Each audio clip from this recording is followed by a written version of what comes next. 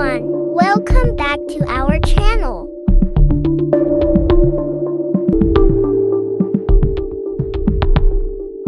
So, let's dive right in.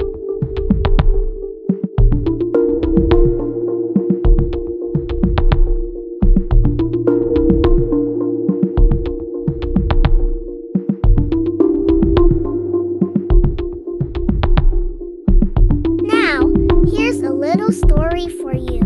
Once upon a time, there was a young girl who loved to create intricate henna designs. One day, she decided to try her hand at a complex design that she had seen in the book. She worked tirelessly, and when she was finished, she couldn't wait to show her family. When she revealed her masterpiece, her family was absolutely amazed.